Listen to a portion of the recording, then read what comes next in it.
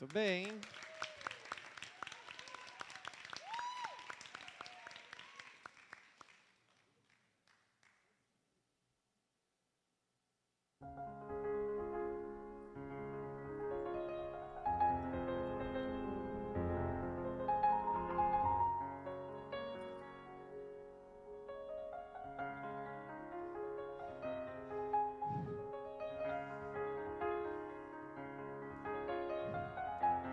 E então me perguntaram: ó grande deusa, fale-nos dos filhos. E eu respondi: vossos filhos não são vossos filhos, são filhos e filhos da vida por si mesma. Eles vêm através de vós, mas não de vós. E apesar de estarem conosco, não pertencem a nós. Eles pertencem à vida. Podem dar todo o seu amor, mas não os seus pensamentos, porque eles têm os seus próprios pensamentos. Podem, claro, guardar o seu corpo, mas nunca a sua alma, pois a sua alma vive no amanhã, a qual vocês não podem visitar, nem mesmo em sonho. Podem sim tentar ser como eles, mas não tente fazê-lo deles como vocês, pois a vida não permanece no dia de ontem e sempre caminha para frente. E então, os discípulos espantados me perguntaram: deusa, fale-nos do amor. E eu me silenciei, ressentida, olhei para todos eles e disse: quando o amor lhe chamar, segui-o, mesmo que o seu caminho seja duro e íngreme. E quando as suas asas lhe envolverem, abraça-o, mesmo que a espada escondida entre suas penas poder ferir-te. E quando ele falar contigo, acredite nele, mesmo que a sua voz possa esfacelar os seus sonhos, como o vento do norte destrói os jardins.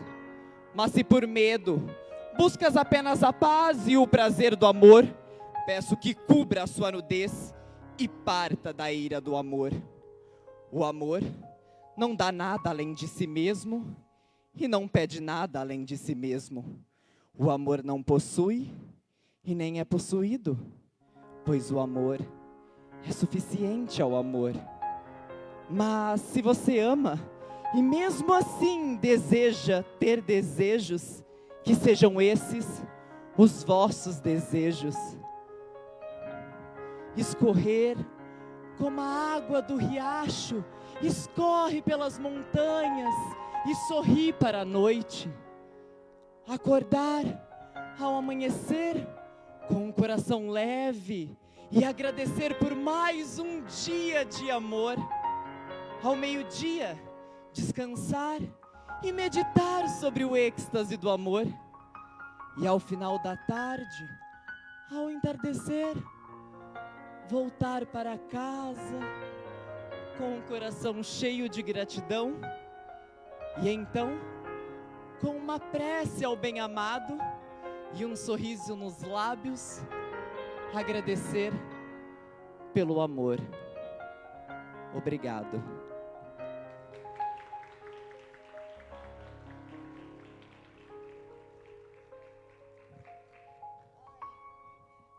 Só um minutinho, que o trabalho do ator aqui é complicado de sair do personagem. Onde eu tô? Aí, trocamos. Muito bem, Luan, bem-vindo. Acho que não tá ligado. Agora tá. Eu escuto. Levanta aqui. Ai. Aí. Seja bem-vindo e parabéns. Muito obrigado. Boa noite, pessoal. Sejam todos bem-vindos ao nosso maravilhoso sarau de Natal. Eu sou muito emocional, então talvez eu tenha uma crise de pânico aqui meio... Começo a chorar, mas tá tudo bem. Vamos falar. Vamos. Acho que duas coisas são importantes a gente colocar, né? Então, a primeira, que eu acho muito legal, e por isso que eu quis muito que você fizesse essa cena, é que é assim, esse figurino, né, essa composição, ela é uma representação das antigas divindades. Porque antes do cristianismo, muitos povos primitivos, eles tinham como Deus uma mulher, que é a divindade deusa, ou Gaia, que é uma representação do planeta Terra, da natureza, da mãe feminina, né? Eu acho isso muito interessante, que antes do Deus Pai, houve na história da humanidade a deusa mulher, a deusa mãe. Sim. E lá nos povos primitivos, o chifre, os animais e as plantas não eram motivo de horror, como às vezes hoje para nós né? Hoje se criou imagens negativas em cima de animais que têm chifre e tal. Mas nos povos primitivos não era assim. Para eles são símbolos de fertilidade, prosperidade, de agradecimento às colheitas, né? As frutas, as flores. Que vinha da terra, né? Que tudo que vinha da terra, que na Exato. verdade era o que alimentava os povos, Exato. e ainda né? Exato. O que nos alimenta é a natureza. E hoje se falou muito sobre gratidão, né? Sim. E aí eu acho legal essa cena, porque ela é como se fosse um ato de gratidão dos povos primitivos para com as divindades da sua época. Então, eu acho isso muito importante. Eu também.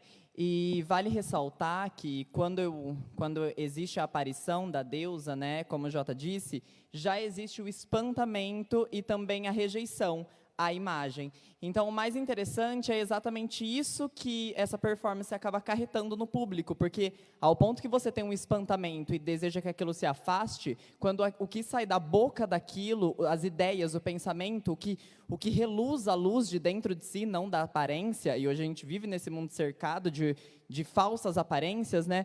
Então, eu acho mais lindo dessa performance é exatamente isso, a gente conseguir entender o que está vindo de dentro, o que está sendo falado, as ideias que estão tentando ser emanadas. É quando chega na poesia, Exato, né? Exatamente. E aí o Khalil Gibran faz isso maravilhosamente bem. Por falar em poesia, bem. a gente tem que falar o autor, né? Exato. Esses dois poemas, né, que você interpretou, são de um autor chamado Khalil Gibran, muito famoso mundialmente, né? Fala um pouquinho. Claro. A obra do qual foi retirado esses dois trechos é de O Profeta. Khalil Gibran, ele é um autor do século passado, né? Ele é libanês e que se foi embora para os Estados Unidos, e lá que ele escreve o Profeta, perdão. E é muito interessante essa obra dele, porque ela, como eu posso dizer, assim, a gente tem um embasamento muito espiritual do que é a Bíblia ou do que são os livros cristãos, né? Então, a gente se baseia muito nisso. Os espíritas se baseiam em um livro, e cada religião ela vai se baseando num livro.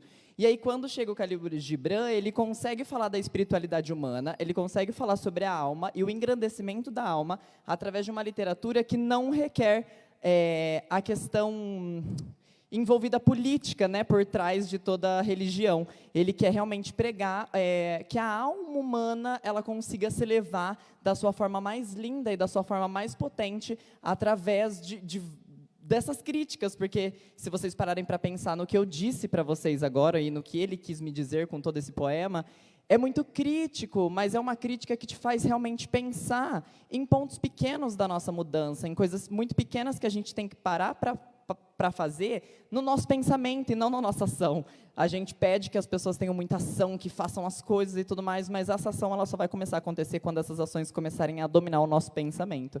Então, eu acho que o Khalil Gibran, ele tenta trazer muito isso, e tenta não, né? Ele consegue lindamente, maravilhosamente bem. Fica aqui mais uma dica de leitura, né, para quem gosta e quem ousa, né, se aventurar na poesia.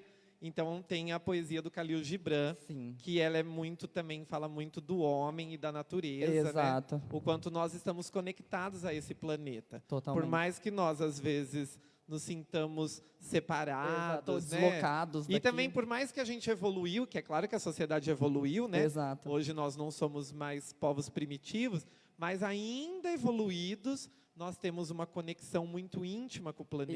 Isso, é. Não há como existir nesse planeta sem a nossa relação com a natureza. Exato, e eu né? acho É que um é discurso ecológico. Exato. E eu acho que é exatamente isso que ele tenta tratar. O símbolo da natureza está muito ligado à evolução do homem. Então, quando você perde essa conexão, você acaba realmente Com indo certeza. para outro lugar. Jota, eu só queria fazer um adendo bem rápido. Eu queria agradecer a todas as meninas que estão aqui de Só Não Cessa Viver. Essa peça é muito importante para mim e para todas elas. Carol, Gabriele, Ana. Eu fico muito feliz de poder representar a gente aqui em cima e que um dia esse trabalho ele consiga voltar com a sua força total, porque eu acho que muitas pessoas ainda merecem assistir isso aqui. Eu amo muito vocês. Obrigado por fazer parte da minha história. Obrigado de coração. Muito obrigado, viu? Uma salva de palmas.